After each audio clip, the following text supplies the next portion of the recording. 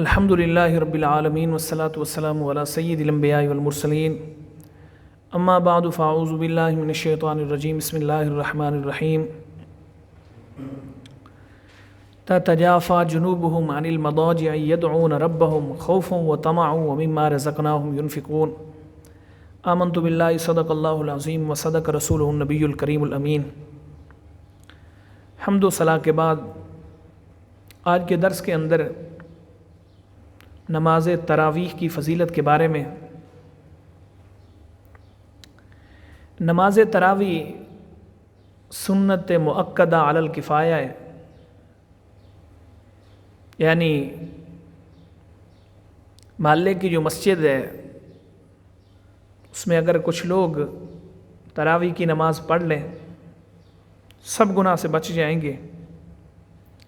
اگر سارے نہیں پڑھتے، مسجد کو ویران کرتے ہیں تو سب گنہگار ہوں گے۔ نبی پاک صلی اللہ تعالیٰ علیہ وسلم نے خود بھی نماز تراویح پڑھائی ہے، صحابہ کرام رضوان اللہ تعالیٰ علیہ مجمعین کو اس کی ترغیب بھی دلائی ہے۔ نماز تراویح اگرچہ سنت مؤکدہ ہے، اور یاد رکھنا یہ مرد و عورت دونوں کے لیے، لیکن رمضان المبارک کے اندر اللہ رب العالمین نے یہ اپنا قانون بنایا ہے کہ نفل کا ثواب بھی اللہ رب العالمین رمضان میں فرض کے برابر عطا فرماتا ہے۔ تو رمضان المبارک میں ہمیں ایک یہ خاص عبادت کرنے کا جو موقع ملتا ہے نماز تراویح کی صورت میں، اس سے فائدہ اٹھانا چاہیے، اسے ترک نہیں کرنا چاہیے۔ کیا پتہ اگلے سال ہمیں یہ لمحات میسر آتے ہیں یا نہیں آتے۔ بڑا دکھ ہوتا ہے، افسوس ہوتا ہے لوگوں کو دیکھتے ہوئے یہ کہ نماز تراویح کے معاملے میں بہت سستی کرتے ہیں۔ ہماری مساجد میں تعداد بہت کم ہوتی ہے، جیسی ایک ہونی چاہیے ویسی نہیں ہے، اور اگر ہو بھی جائے تو یہ لوگ ترجیح پھر اس مسجد کو دیتے ہیں جہاں اس قدر جلدی قرآن پاک پڑھا جائے جس کے لفظ ہی نہ سمجھ جائے۔ حالانکہ علماء فرماتے ہیں، مفسرین نے ورتل القرآن ترتیلا کے تحت لکھا ہے، اللہ رب العالمین نے فرمایا قرآن مجید کو ترتیل کے ساتھ پڑھو۔ تو ترتیل کی تشریح علماء یہ کرتے ہیں کہ اللہ فرمانا یہ چاہتا ہے کہ قرآن مجید کو ایسے پڑھو کہ جس سے ایک ایک لفظ اور حرف جو ہے پچھلے کو سمجھ جائے، نکھیڑ کر پڑھو، کہ سننے والا لفظ لفظ حرف حرف گن سکے۔ اس انداز سے پڑھنا چاہیے، اور چب کے الفاظ کو پڑھنا جس سے معنی بدل جاتا ہے، اس سے تو نماز ہی فاسد ہو جاتی ہے۔ تو قرآن مجید کو ایک احسن لہجے کے اندر پڑھنا چاہیے۔ نماز تراویح میں ایک دفعہ قرآن مجید کو ختم کرنا مسنون ہے، سنت ہے، تو اس سنت کو حاصل کرنا چاہیے۔ صحابہ کرام رضوان اللہ تعالیٰ علیہ مجمعین کو نبی علیہ السلام نے اس چیز کی بڑی ترغیب دلائی۔ متفقن علیہ حدیث ہے، سیدنا ابو ہریرہ رضی اللہ تعالیٰ عنہ بیان کرنے والے ہیں اس حدیث کو۔ آقا علیہ السلام نے ارشاد فرمایا، من قام رمضان ایمانا واحتسابا غفر له ما تقدم من ذنبه۔ نبی علیہ السلام نے فرمایا کہ جو شخص ایمان کے ساتھ ثواب کی نیت سے رمضان المبارک کا جس نے قیام کیا، اللہ رب العالمین اس کے گزشتہ گناہ معاف فرما دیتا ہے۔ اور یاد رکھنا، یہاں گناہوں سے بخشش سے جو کہا گیا ہے اس سے مراد صغیرہ گناہ ہے، یعنی انسان جو صغائر گناہ کا ارتکاب کرتا ہے اللہ رب العالمین اس کو معاف کر دیتا ہے قیام کی برکت سے۔ لیکن کبیرہ گناہ وہ توبہ سے معاف ہوتے ہیں یا اگلے کا حق دینے سے معاف ہوتے ہیں۔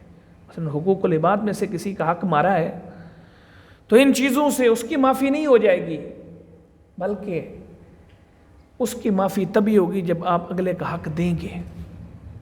اور حقوق اللہ میں آپ توبہ کریں گے، مثلا شراب پی ہے یا زنا کی ہے، تو توبہ کریں گے تو ان چیزوں کی پھر معافی ہوگی۔ صغیرہ گناہ جو چھوٹے موٹے ہوتے ہیں تو اس عبادت کی برکت سے، نماز تراویح کی برکت سے اللہ رب العالمین وہ معاف فرما دیتا ہے۔ سید عالم صلی اللہ تعالی علیہ وسلم نے نماز تراویح کو خود شروع کیا، لوگوں کو جماعت کے ساتھ نبی علیہ السلام تراویح کی نماز پڑھایا کرتے تھے۔ صحابہ کرام رضوان اللہ تعالی علیہ مجمعین کو جب رغبت دلائی کہ جو ایمان کے ساتھ ثواب کی نیت سے رات کو قیام کرتا ہے اللہ رب العالمین اس کے گناہ معاف فرما دیتا ہے، تو صحابہ کرام رضوان اللہ تعالی علیہ مجمعین مسجد کے اندر اکٹھے ہو گئے۔ نبی علیہ السلام نے انہیں جماعت کے ساتھ تراویح کی نماز پڑھائی، تو ایک دن پڑھائی حضور نے، دوسرے دن بھی پڑھائی اور تیسرے دن بھی۔ جب چوتھا دن آیا لوگ بہت زیادہ اکٹھے ہو گئے، حتیٰ کہ مسجد بھر گئی اور مسجد سے باہر بھی کئی لوگ کھڑے ہوئے تھے۔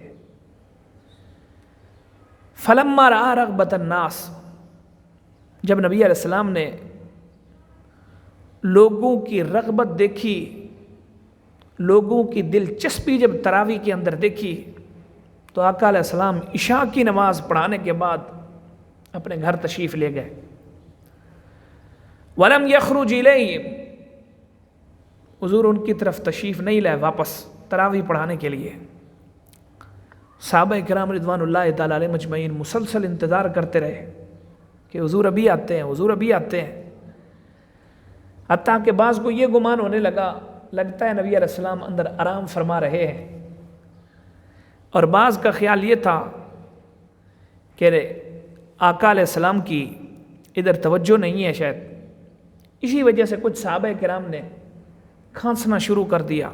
حدیث کے لفظ ہیں فَجَعَلَ بَعْضُهُمْ يَتَنَحْنَحُ، کھانسنا شروع کر دیا تاکہ حضور کو پتہ چلے ہم آپ کا باہر انتظار کر رہے ہیں، اور بعد نے یہ الفاظ کہنا شروع کیے الصلاۃ الصلاۃ الصلاۃ۔ آقا علیہ السلام ان کی طرف پھر تشریف لائے کچھ دیر کے بعد، فقال، آپ نے فرمایا ما زال بکم الذی رأیت من صنیعکم، فرمایا میں مسلسل تمہاری حرکات دیکھ رہا تھا، تم میں سے جو کھانس رہا تھا کہ مجھے بلانے کے لیے اور کچھ الصلاۃ الصلاۃ پکار رہے تھے، فرمایا میں یہ سب کچھ دیکھ رہا تھا، لیکن میں اس وجہ سے نہیں آیا تمہیں تراویح پڑھانے کے لیے کہ کہیں تم پر یہ نماز فرض نہ ہو جائے، اس وجہ سے حضور نے فرمایا میں نہیں آیا، اگر میں آ جاتا تو تم پر نماز تراویح فرض کر دی جاتی اور پھر تم اس کی استطاعت نہ رکھتے۔ اور پھر آپ نے فرمایا کہ افضل نماز انسان کے اپنے گھر کے اندر ہے سوائے فرض نماز کے، یعنی پھر آپ نے حکم فرمایا کہ نماز تراویح پڑھو ہاں، لیکن گھر میں جا کے بھی پڑھو۔ اسی وجہ سے شرعی مسئلہ ہے کہ فرض نماز مسجد کے اندر پڑھنا افضل، اور نفل نماز انسان کو گھر جا کر پڑھنی چاہیے۔ بہترین نماز وہی ہے تاکہ گھروں کے اندر بھی بچے بھی دیکھیں اور عورتیں بھی دیکھیں، انہیں بھی پھر نماز کی طرف رغبت ہو۔ تو اس کے بعد پھر ایسے ہی چلتا رہا۔ نبی پاک صلی اللہ تعالی علیہ وسلم نے جب یہ فرما دیا تو پھر علیحدہ علیحدہ لوگ تراویح کی نماز پڑھا کرتے تھے، اور یہی طریقہ پھر حضرت صدیق اکبر کی خلافت میں رہا، اور حضرت عمر کی خلافت کے آغاز میں بھی پھر یہی رہا کہ لوگ علیحدہ علیحدہ تراویح کی نماز پڑھا کرتے تھے۔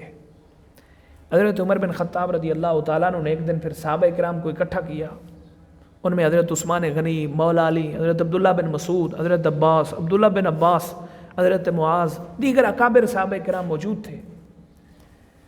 حضرت فاروق اعظم رضی اللہ تعالیٰ عنہ نے اپنی اس خواہش کا اظہار کیا کہ کیوں نہ نماز تراویح کی جماعت منعقد کی جائے، جماعت کے ساتھ نماز پڑھائی جائے۔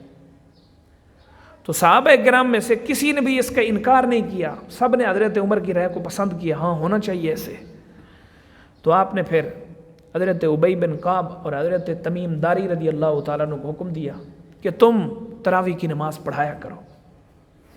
اور بعض روایات میں یہ آتا ہے کہ تراویح کی نماز صرف حضرت ابی بن کعب پڑھایا کرتے تھے، اور باقی عشاء کی فرض اور عشاء کے وتر حضرت عمر بن خطاب رضی اللہ تعالیٰ عنہ خود پڑھایا کرتے تھے۔